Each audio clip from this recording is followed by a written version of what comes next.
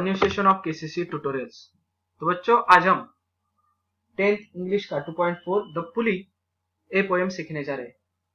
अब पुली यानी कि चरखी, तो आपको मालूम ही होगा पुली कैसी दिखाई देती है। तो इसके लिए एक वीडियो दिखा रहा हूं मैं कि जिसमें हमें पुली का मतलब समझ में आएगा। देख लो, बहुत बड़ा वजन जब हमें उठाना पड़ता है तब हम जब हाथ से अगर उसे उठाएंगे तो हमें तकलीफ होती है। वैसे ही हम क्या करेंगे फिर, तो अगर पुली का इस्तेमाल करें तो वही काम हमारा इजीली हो जाता है। तो देख लो यहां पर क्या है, ए है पुली, जिसे हम इजीली कोई भी काम कर सकते हैं, बराबर। तो यही पुली अब हमें एक दूसरे काम में, जैसे कि हमारी वर्शिप, हमारी जो पूजा होती है गॉड के प्रति, उसमें कैसी मदद करती है, कैसा है ये पुली, इसके बारे में बताया है। अब पुली और हमारी पूजा यानी गॉड और पुली, इसको कैसे रिलेट किया गया है ये सब इस पोएम में। तो पहले हम कवि के बारे में देखते हैं। देख लो, जॉर्ज हर्बर्ट 1593 to 1633, यानी कि इनका जन्म 1593 में हुआ और मृत्यु 1633 में। Was a Welsh poet. अब इंग्लैंड के वेल्स जो कंट्री है उसमें वहां की लैंग्वेज है वेल्श। तो वहां के लोगों द्वारा रची गई हुई जो भी पोएम्स है उन्हें वेल्श पोएम कहते हैं और कवियों को वेल्श पोएट कहते हैं। He was a priest by profession, और वो प्रोफेशन से प्रीस्ट यानी कि फादर थे चर्च के। He wrote religious poem with a lot of imaginary and concepts, यानी कि वो अपने सिर्फ धार्मिक कविताएं करते थे अपनी कल्पना के हिसाब से। The poem exhibits a strange but two way relationship between the God and his worshipper. अब इस पोएम में हमें एक अजीब मगर टू वे रिलेशनशिप है, गॉड का वर्शिपर के साथ और वर्शिपर का गॉड के साथ, ऐसा टू वे रिलेशनशिप है। दो ही शॉवर्ड और बिस्टो हिज वर्शिपर्स, यानी कि गॉड क्या करता है, अपने वर्शिपर भक्तों पे बहुत सारे आशीर्वाद बरसा देता है, बहुत सारे उनकी मनोकामनाएं पूरी कर देता है with his all his blessing, अपने आशीर्वाद से। Somewhere he holds them up with the pulley drop, मगर अपने भक्त को अपने से कैसे जोड़ के रखता है, तो उस पुली से। अब पुली किसकी है, तो देख लो, to be grateful to him in all our endeavour, यानी कि उस भक्त का हमेशा अपने गॉड के साथ रिलेशन रहने के लिए उसे इस पुली से बांध देता है, कनेक्शन करके रखता है। God gives so many precious gifts to the devotee. अब भगवान ने तो अपने भक्त को बहुत सारे गिफ्ट दी है, but at the same time God also expect something in return, मगर उसी वक्त भगवान का भी यह मानना है कि मुझे कुछ तो उसके रिटर्न में मिलना चाहिए। व्हाट डज ही एक्सपेक्ट, तो भगवान को क्या चाहिए इन रिटर्न, रिटर्न गिफ्ट क्या चाहिए भगवान को। व्हाई डज ही विथहोल्ड, और ऐसा क्यों है, उसने क्या अपने पास ऐसा रखा है कि जिससे उसका भक्त हमेशा उससे जुड़ा रहता है। The pulley shows how the God lifts man toward himself with the pulley of restlessness. यही पुली चरखी हमें बताती है कि गॉड जो भगवान है वो आदमी को, अपने भक्त को कैसे अपनी तरफ खींच लेता है, पुली ऑफ रेस्टलेसनेस। अब ये पुली किसकी है, तो बेचैनी, अशांतता की पुली है, और उसके इस अशांतता के कारण, बेचैनी के कारण हर कोई भक्त अपने भगवान से जुड़ा हुआ है। अगर उसे कोई बेचैनी नहीं होगी तो अपने भगवान को भूल जाएगा। इसीलिए जब तक ये बेचैनी है तब तक भगवान ने उसे, अपने भक्त को अपने से जोड़ के रखा है। What is distinctly metaphysical about the poem is that, अब इस कविता में, इस आध्यात्मिक कविता में एक असाधारणपना, एक अलग क्या चीज है, तो that the religious notion is conveyed through the secular scientific image, यानी कि धार्मिक भावना जो है वो साइंटिफिक इमेज, दैट इज पुली के हिसाब से बताई गई है। पुली की मदद से धार्मिक भावनाएं बताई गई है। तो अब हम इस कविता को शुरुआत करते हैं। इसमें 4 पैराग्राफ से हर एक पैराग्राफ 5 लाइन है। So first is when God at the first made man, जब भगवान ने पहली बार इंसान को बनाया, having a glass of blessing standing bye, तो उसके पास एक प्याला था और उसमें सारे आशीर्वाद डालने जाने वाले थे। इसीलिए उसको, उस प्याले को, ग्लास को हमने ग्लास ऑफ ब्लेसिंग यानी कि आशीर्वाद का प्याला ऐसे बोला था। भगवान के पास एक आशीर्वाद का प्याला था जब वो इंसान को बना रहा था। अब इस आशीर्वाद के प्याले में सभी जो भगवान थे उनको क्या करना था, तो एक एक आशीर्वाद उस प्याले में डालना था और उस प्याले से आदमी बनने वाला था। लेट अस सेड ही, तो बोला चलो pour on him all we can, हम सभी क्या करेंगे, हम जो कुछ ब्लेसिंग इसमें डाल सकते हैं इस प्याले में वो डालेंगे।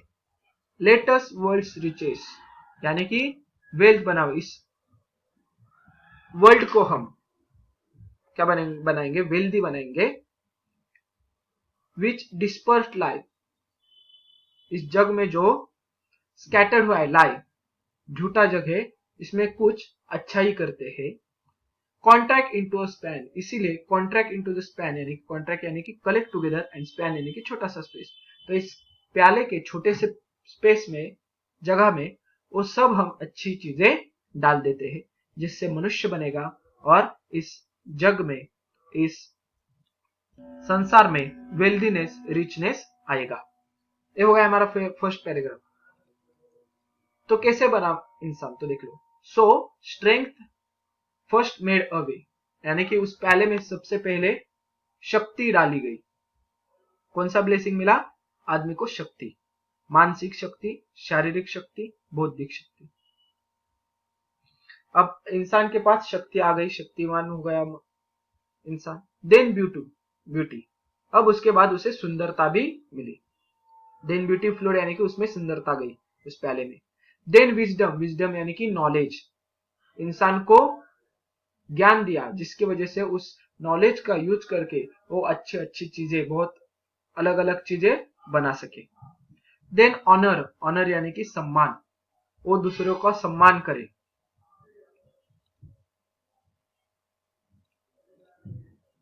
And fifth one that is pleasure, उसे खुशी भी यानी कि इमोशंस भी दिए गए, खुशी दी गई कि वो खुश हो सके जो कुछ उसे मिला है।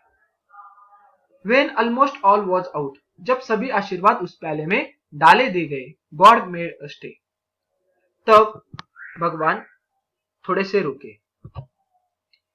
Perceiving that alone of all his treasure, perceiving यानी कि नोटिसिंग करना। बिकमिंग कॉन्शियस ऑफ, यानी कि उन्होंने अपने ट्रेजर, अपने सब संपत्ति का, अपने ब्लेसिंग का थोड़ा सा विचार किया। रेस्ट इन द बॉटम ले, उन्हें क्या समझ में आ गया कि रेस्ट, इसमें शांतता तो नहीं है, सभी आशीर्वाद दे दे मगर हमने इस इंसान को शांतता, संतुष्टता नहीं दी। For if I should said he, तो वहां पे भगवान बोलते हैं फॉर इफ आई शुड, अगर मैंने उसे शांतता, समाधानता, संतुष्टता भी दे दी, यानी कि अब इंसान संतुष्ट भी हो जाएगा, तो bestow this jewel also on my creature, अगर बिस्टो यानी कि वर्षाव करना, जेवेल यानी कि प्रीशियस वैल्यूएबल थिंग, ये वैल्यूएबल थिंग कौन सी, संतुष्टता, वो भी मैंने माई क्रिएचर यानी कि मेरे कलाकृति, अब भगवान की ही कलाकृति है इंसान, तो उस इंसान को मैंने संतुष्टता भी दे गई, तो क्या होगा, he would adore my gifts instead of me, तो उस एडोर यानी कि लव, वो मेरे दिए हुए गिफ्ट पर प्यार करेगा, मुझ पर नहीं। यानी कि शायद ऐसा हो सकता है वो गॉड को भूल जाएगा और सिर्फ गॉड की दी हुई चीजों पर ही प्रेम करेगा। And rest in nature not the God of nature, यानी कि वो संतुष्ट हो जाएगा और गॉड ऑफ नेचर को भूल जाएगा। So both should losers will, तो ऐसे होने पर बोथ यानी कि दोनों भी, गॉड और इंसान, भगवान और इंसान दोनों भी लूजर्स हो जाएंगे, पराजित हो जाएंगे, यानी कि कोई भी जीतेगा नहीं। जो इनका कार्य था, इनका जो मोटिव था, वो पूरा नहीं होगा, ऐसे गॉड को लगता है। At let him keep the rest, तो उसने क्या किया, तो एट जो रेस्ट है, संतुष्टता है, वो मेरे पास ही रहने देता हूं, मैं इस प्याले में नहीं डालूंगा, यानी कि मैं इस इंसान को संतुष्टता नहीं दूंगा, उसे संतुष्ट नहीं बनाऊंगा। But keep them with repining restlessness, तो उसे क्या करूंगा मैं, रिपाइनिंग रेस्टलेसनेस यानी कि कंटिन्यूअस एनेक्सिटी, हमेशा के लिए बेचैन कर दूंगा, हमेशा उसे बेचैनी सताती रहेगी, वो डिससेटिस्फाइड रहेगा, कभी भी संतुष्ट नहीं होगा। तो अब इंसान कैसे है, असंतुष्ट है हमेशा, कितना भी उसे दे दो मगर उसे उतने से उसका मन नहीं भरता। लेट हिम बी रिच, उसे अमीर होने दो, बड़ा आदमी होने दो। एंड वेरी यानी कि थका हो रहा हो जाएगा, सब ढूंढते ढूंढते वो थक जाएगा, मगर क्या होगा, दैट एट लास्ट, मगर आखिर में, if goodness let him go, अगर अच्छाई उसे मेरी तरफ, लेट हिम नॉट, नहीं ला पाई, एट वेरीनेस, उसके हारने के बाद, थकने के बाद भी अच्छाई अगर उसे मेरी तरफ नहीं ले आई, may toss him to my breast, तो ये जो पुली है, वो जो चरखी है रेस्टलेसनेस की, वो उसे मेरी तरफ खींचती लेकर आएगी, टू माई ब्रेस्ट यानी कि मेरी तरफ, मेरी छाती के ऊपर से वो उसे मुझे हक करेगा, मिलने आएगा। तो देख लो कैसा है, इंसान जब रेस्टलेसनेस, असंतुष्ट होता है, तभी वो भगवान के याद करता है, तभी वो भगवान से कुछ मांगता है कि मुझे अच्छे मार्क्स दे दो, मुझे पैसे दे दो, मुझे बंगला दे दो, गाड़ी दे दो। सब अगर ये उसे मिल गया तो कैसे वो भगवान को याद करेगा।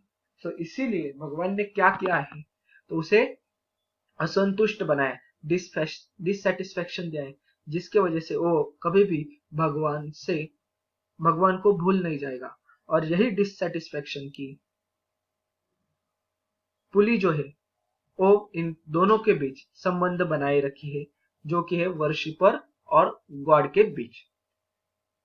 तो ऐसे भगवान ने इस पुली के यानी कि डिससेटिस्फेक्शन के पुली से इंसान को अपने से बांध के रखा है। ये थी हमारी ये पोएम द पुली। बहुत ही अच्छी है कि कैसे इंसान को बनाते वक्त गॉड ने उसे डिससेटिस्फेक्शन यानी कि रेस्टलेसनेस दी है, रेस्ट नहीं दी। तो अगर ये वीडियो आपको अच्छी लगी होगी तो please like, share and comment on this video. अगर आपने अब तक हमारे चैनल को सब्सक्राइब नहीं किया होगा तो please subscribe our channel. KCC online tuition का अगर आपको हिस्सा बनना है, हमारी ट्यूशन ज्वाइन करनी है, तो डिस्प्ले में दिए गए नंबर पे कॉल करके अधिक जानकारी ले सकते हो। Thank you for watching, good bye.